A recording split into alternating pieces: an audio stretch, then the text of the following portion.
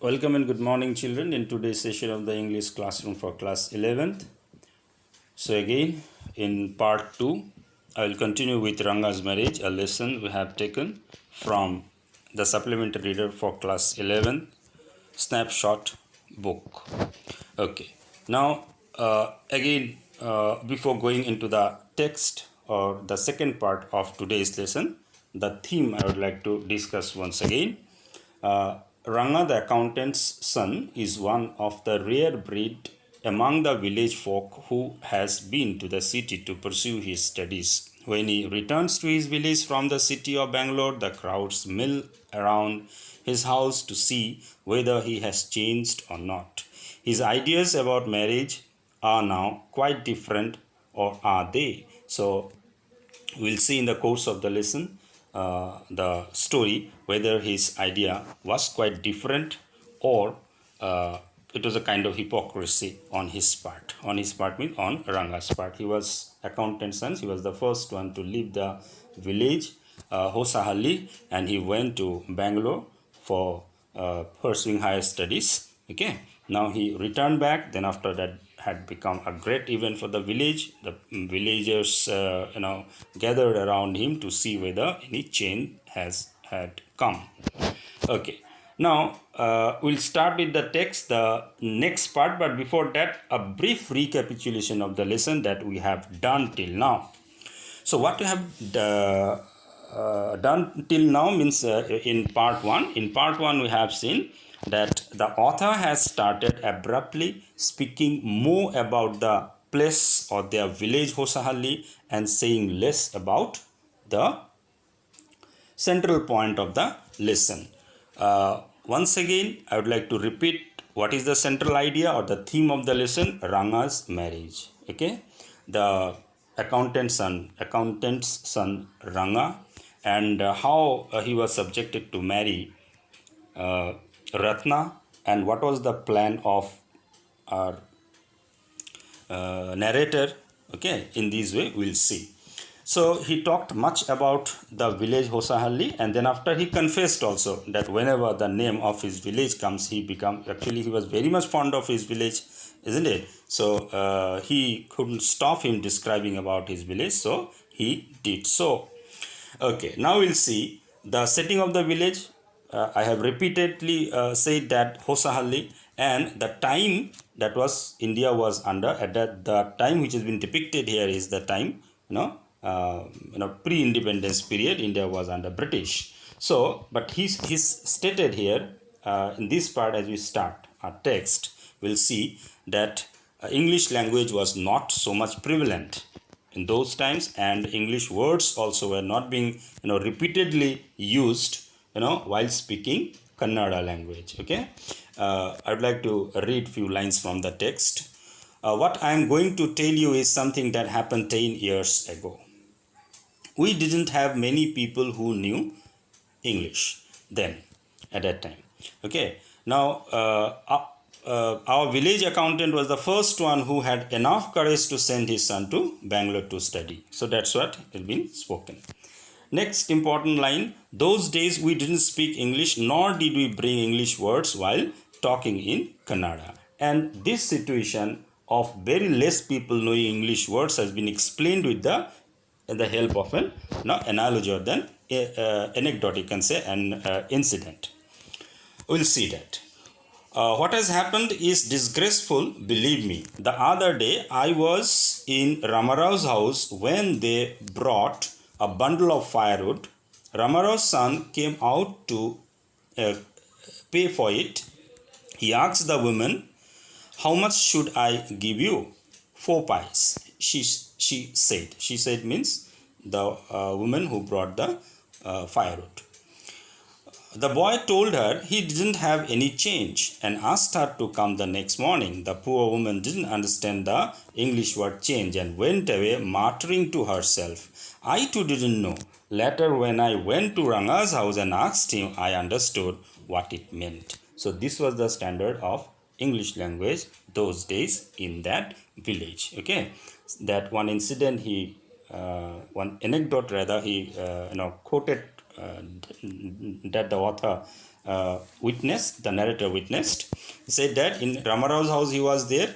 His son was there at that time in the house. So one woman came with firewood, okay, to sell. He asked the price. So the woman said 4 pice. Now the boy said, come some other time, I don't have any change now. What he actually wanted to mean that he didn't have any change, or means that 4 pice he didn't have. Okay, so he asked her to come later on, but that lady didn't understand. Even the narrator also didn't understand, isn't it? So this was the condition. Okay, now we'll see the priceless commodity, the English language. English language has been called the priceless commodity here. Okay, this is also a kind of criticism, you can say, was not so widespread in our village a decade ago. That was why Ranga's homecoming was a great event. Okay, see how the narrator related that priceless commodity English with the homecoming of Ranga.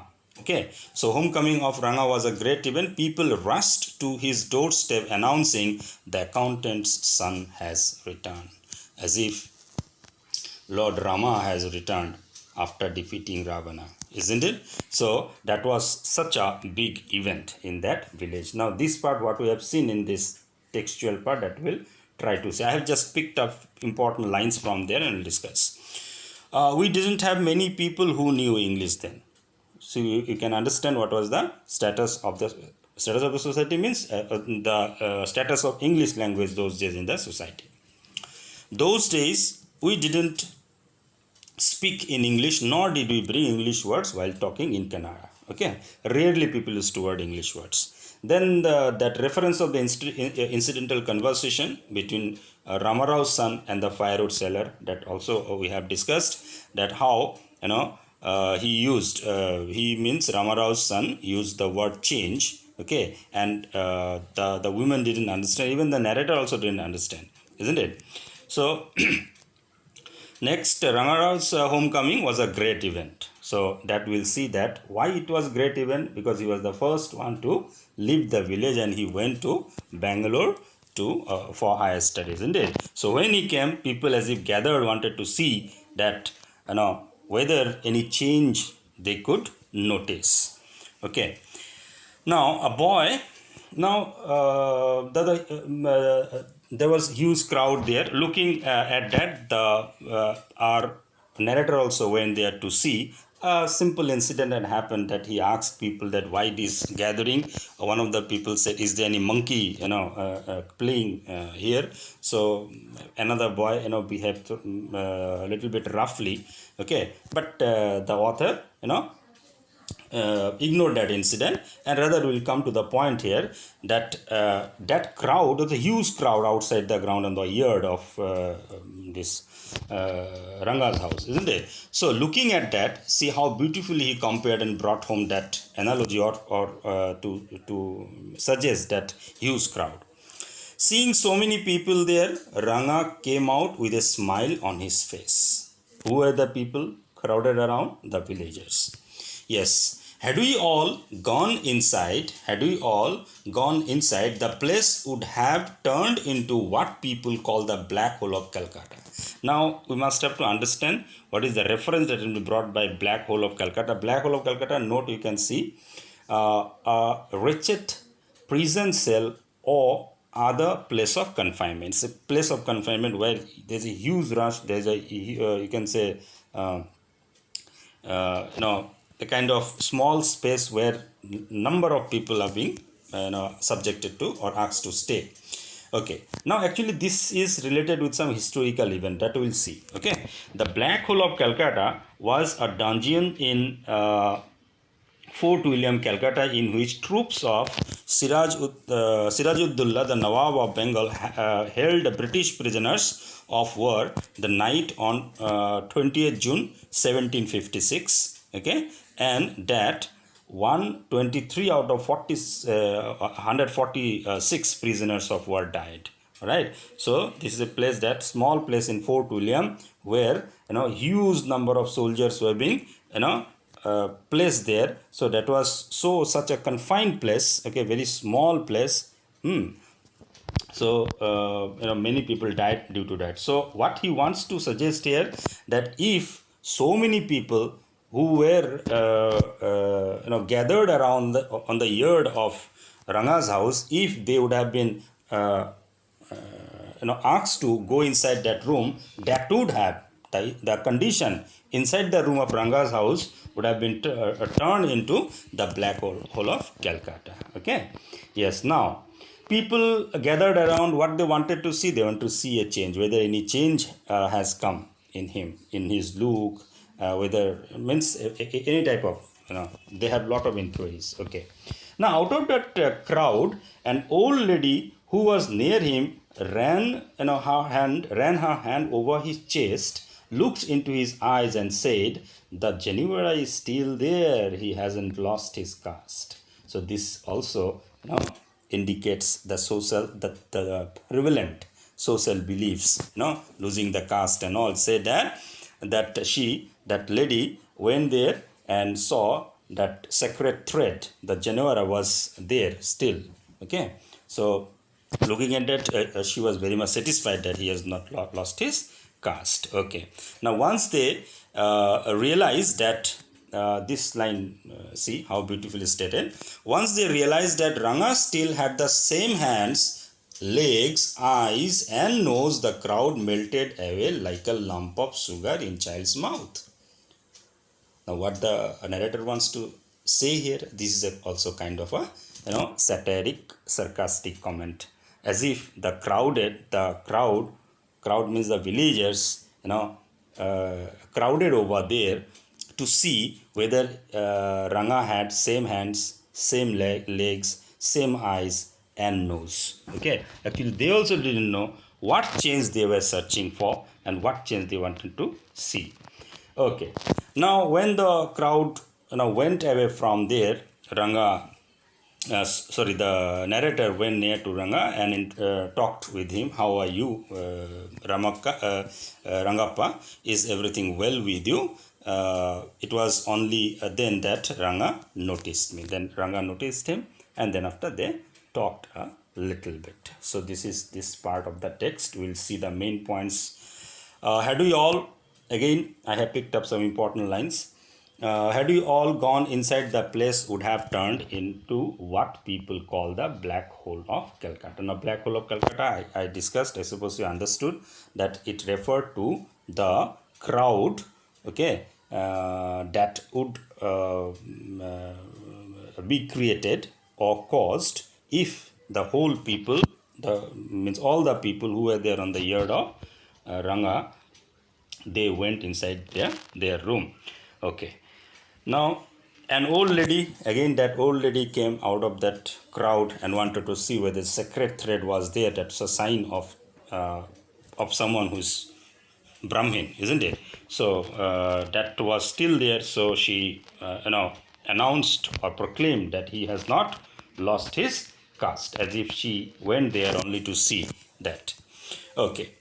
Now they had a little bit talk between Ranga and the narrator. "How are you, Rangappa? Is everything well with you?" All these things. Okay. Now we'll go to the next part of our text. Yeah. So we'll see what we'll see here. Yes. Now the narrator, in a sense, praised him for being so humble in his attitude or behavior. I must draw your attention to this aspect of Ranga's character. Which aspect? That he was very much respectful and did something, from the core of his heart. What he did, we'll see. He knew when it would be to his advantage to talk to someone and rightly address people's words. And for his namaskar to me, he didn't do it like any present-day boy with the heads up towards the sun, standing stiff like a pole without joint, jerking his body as if it was either a wand or a walking stick. Like actually what he wants to say, normally, people used to do namaskar, isn't it? Sorry. Like a kind of custom rather than bowing down properly. But Ranga did that properly, and the narrator was happy with that. Yes. Now see what the narrator, how the narrator blessed him in return to the that bowing down and namaskara that is being offered or conveyed by Ranga. May you get married soon, I said, blessing him. Got that? May you get married soon. All right. So, what is the blessing that author, conferred? He said that may you get married soon. Yes. After exchanging few, pleasantries, then I left. Means the narrator left. And that afternoon, when I was resting, Ranga came to his house with a couple of oranges in his hands, a generous, considerate fellow. It would be a fine thing to have him marry, settle down, and be of service to society, I thought. Now, the narrator, one idea came to the mind of the narrator that he must have to do something to get him married, to make him to, Ranga to marry and settle down, and that will be a kind of service to the society. Okay, now he started asking question. Okay, Rangappa, when do you plan to get married? Narrator asked. I'm not going to get married now, he said. Why not? I need to find the right girl. This is important. Okay, I need to find the right girl. What he wants to say here, that the prevalence of child marriage, getting the girls married at a very minor age, actually he stated that I don't like that. Now he had given two references. You must have to understand this. One reference, he said that rather he has given two examples rather to substantiate or to justify his statement. What is his statement? I need to find the right girl. Right girl means a girl of marriageable age, not of minor age. Now he said that I know an officer who got married only 6 months ago. He is about 30 and his wife is 25. According to him, this is a right match. Okay. Now, they will be able to talk lovingly to each other. Let's say I married a very young girl. She may take my words spoken in love as words spoken in anger. Now he wants to, again I said that he is trying to justify his statement by saying what? That girl should be of marriageable age. She should be matured enough. Okay, so sometimes he said that the girl may take my words spoken in love as the words in anger, isn't it? So that understanding should be there, and that can happen only when the girl is of marriageable age, isn't it? And he also had referred the famous drama of Shakuntala, this drama Shakuntala, the great creation of Kalidasa. I say that there is no question. He recently had witnessed that actually, which was being staged in Bangalore, and he said that there is no question of Dushyanta falling in love with Shakuntala if she were very young, isn't it? So that's why in this way he substantiated his point. If one gets married, it should be to a girl who is mature, right? Yes, now we'll see the important points. Again, the important lines actually I picked up to underline or convey the main important points.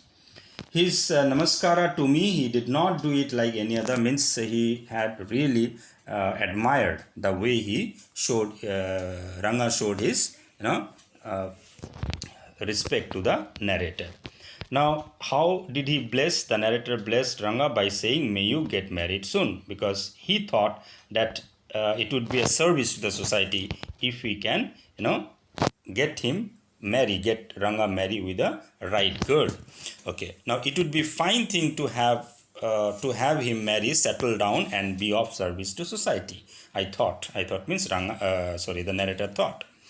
I need to find the right girl. This is the statement of Ranga.